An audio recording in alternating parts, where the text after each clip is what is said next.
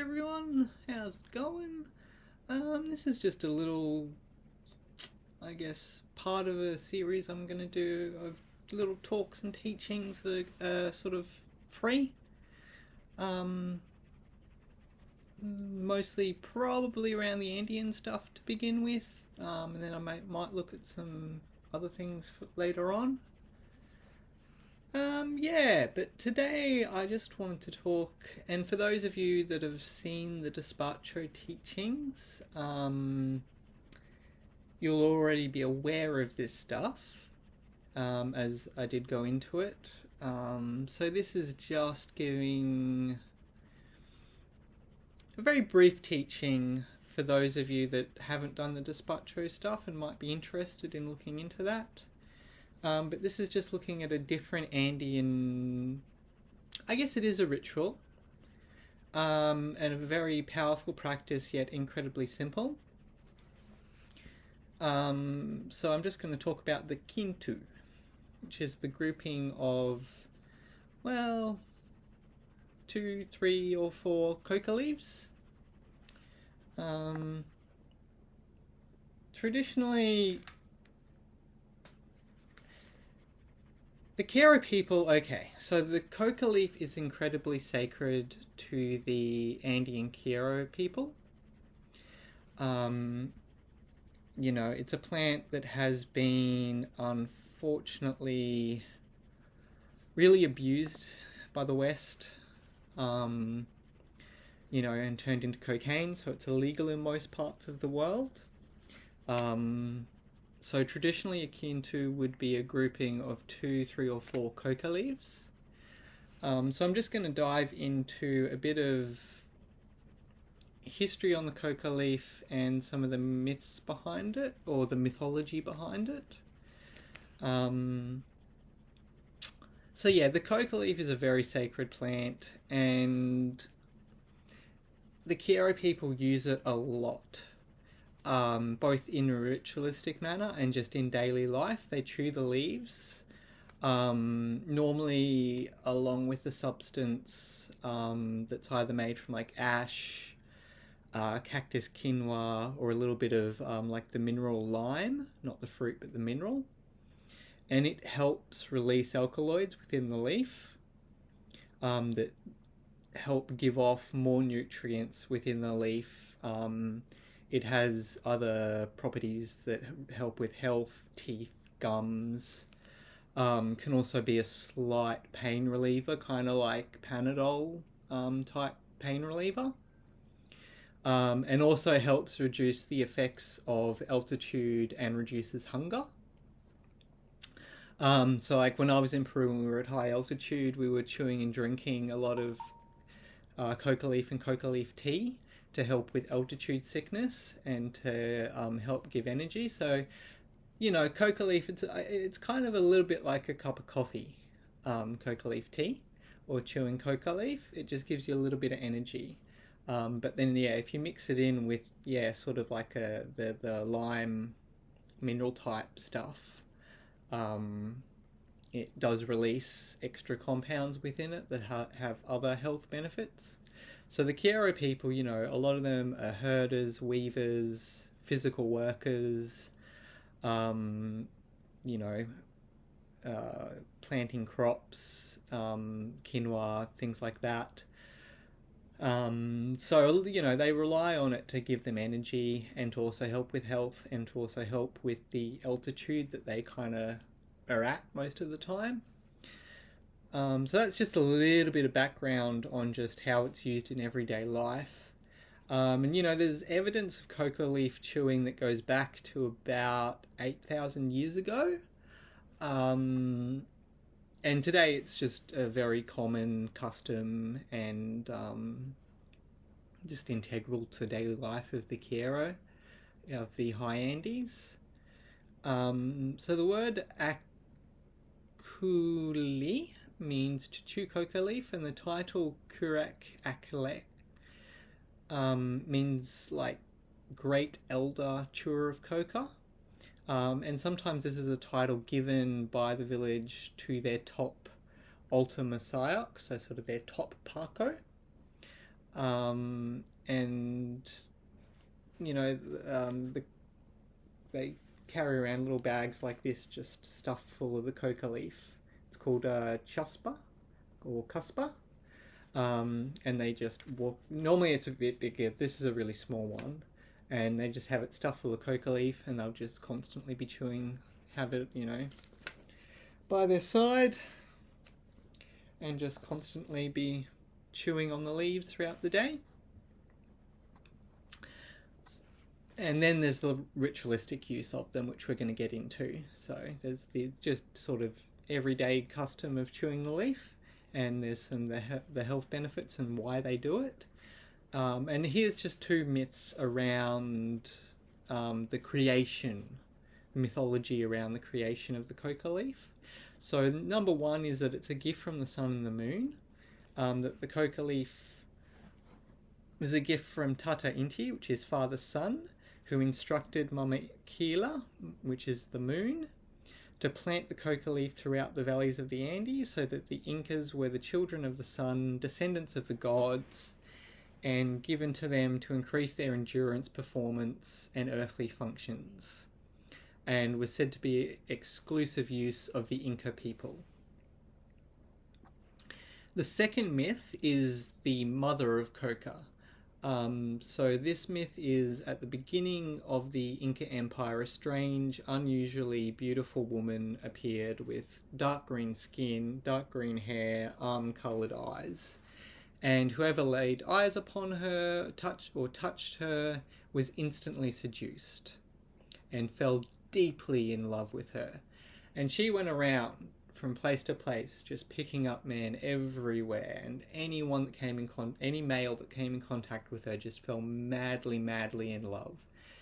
And this just started scores of love-crazed men all over the Incan Empire, begging her not to leave, but she just kept travelling around. So this kind of carried on, and the man just got crazier and crazier, more in love, more obsessed, so crazed that they were committing suicide over her leaving, and the reputation of her spread throughout the entire Inca Empire. And the authorities decided they needed to do something about it because it was impacting the entire empire. So they finally sort of gathered the emperor and some priests and brought her to court. Now the emperor fell madly in love with her, and the same thing happened to him, this deep obsession, this crazed love.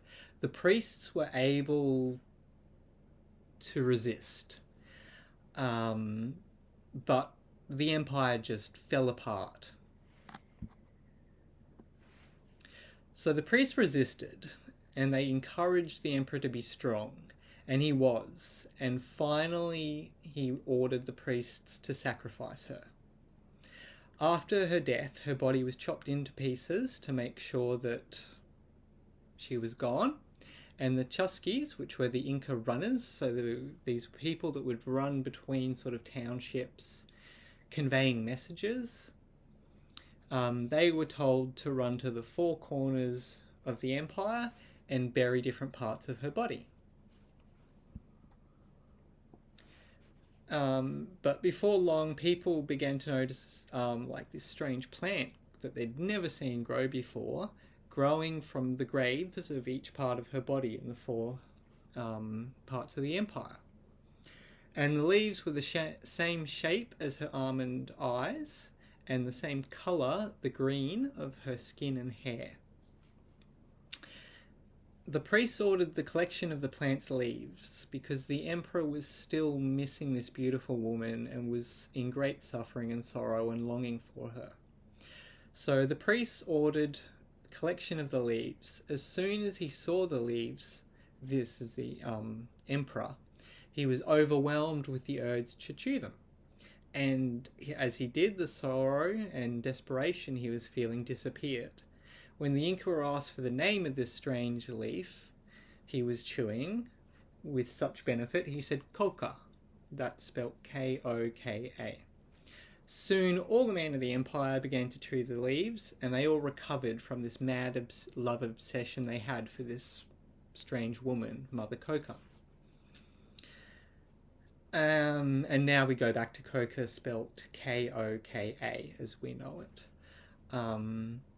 So yeah, they all on chewing the leaves, they all recovered from this love madness, and the whole empire was back in balance, and things were good again.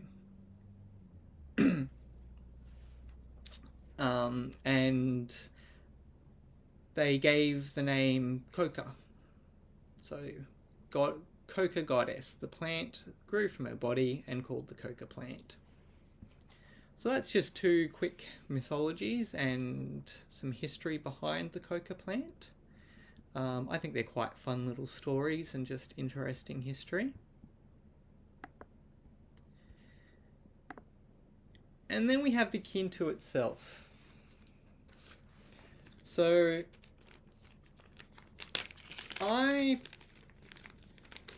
because Coca is illegal in most parts of the world, it can be substituted for any leaf. A good choice is going to be something that, say, is some form of sacred plant, or some sort of leaf that is indigenous to wherever you live. So I sub mine out for either eucalyptus or bay leaves. And I normally do a Kintu of 3. So you group 3 leaves like this. And I just hold it with both hands. There's sort of different ways of doing it. Some people will tell you to hold it with one hand or the other hand or both hands or whatever. I just hold it with both. And then essentially you're just putting your onion, your personal power, into this leaf offering. So it's a form of offering to the spirits, to Pachamama, and the different spirit beings. And it can be used for essentially any intention. There is an invocation that you can also use that is Chaski Waku Ke Kintuta Kalapachi Waku, which roughly, very, very roughly translates to "We are welcome, you are welcome, big Kintu, please strengthen us." Very, very rough translation. Quechua to English translation is pretty shocking, so that's the best I could come up with. I think my teacher Joan has a much better interpretation of it, but I couldn't track that down. So, very simple, and you just breathe your intention, your personal anya, your personal power into the leaves. So the more personal power, the more sort of Anyi Munai, which is love under your will, and Sami, which is sort of light energy, like healing energy. The more of those 3 personal powers you have, the more power behind the Kintu. And a single Kintu can be more powerful than an entire despacho, or an entire ceremony ritual. Like, the power of a single Kintu was so much so that Joan's teacher, one of his teachers, literally parted the skies with a single Kintu offering. Long story short, National Geographic were doing a piece on the Kiero people. This Paqo was chosen to be interviewed. They were trying to take a photo, but it was really getting dark. It was really cloudy. And this Paqo, Master Paqo, pulled out a couple of leaves, did a Kintu, offered it to the earth, and the clouds parted and they were able to take the photo. So that's how much power can be through a single Kintu if you've got enough intention and enough power and really, really concentrated intention behind whatever you're seeking through this offering. And this can be giving thanks, it can be asking for something, it can be asking for guidance, for wisdom, better health. It can be a physical thing like weather control. Pretty much anything that a despacho is used for, a Kintu can be used for. So that's the power behind a Kintu. And you're literally just 2, 3 or 4 leaves, holding them up and blowing your intention in. I like to blow 3 times. And then just offering it to Pachamama, Mother Earth. So, the important thing is you want these leaves to be in incredibly good condition. You don't want any cracks, crinkles, anything like that. You want them to just be in perfect quality. And as I said, that can be any leaf, but you know, the best is something that is seen as either sacred or indigenous to wherever you may be.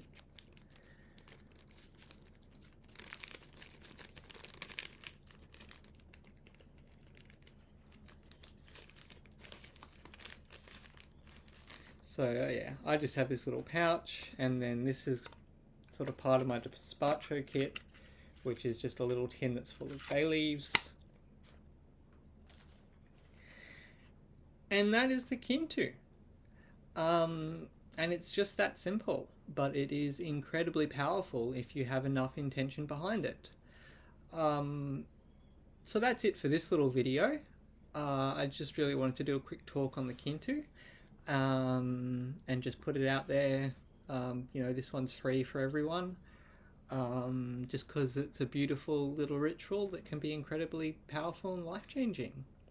So yeah, I'm working on a few things at the moment, working on the Mesa Misha teaching, which will look at the traditional Kiro Paqo bundled altar, working on the advanced core shamanic training, more Andean tradition stuff, and a little bit of Tibetan Buddhist, just a tiny bit. I will also say that I am open for healings. If people are seeking any sort of shamanic soul retrieval or other form of ritual or healing or anything, feel free to email me. I'm always open for that kind of work as well. I don't just teach. I also like to keep a healing practice up because that benefits me in both my teaching and just in general, as well as benefiting anyone that is in need. So yeah, if you're wanting healings or anything like that done, feel free to contact me, and we can see what we can do. So yeah, I think that's about it for me today. Have a wonderful morning, day, afternoon, evening, night, and I will hopefully see you and talk to you again soon. Bye.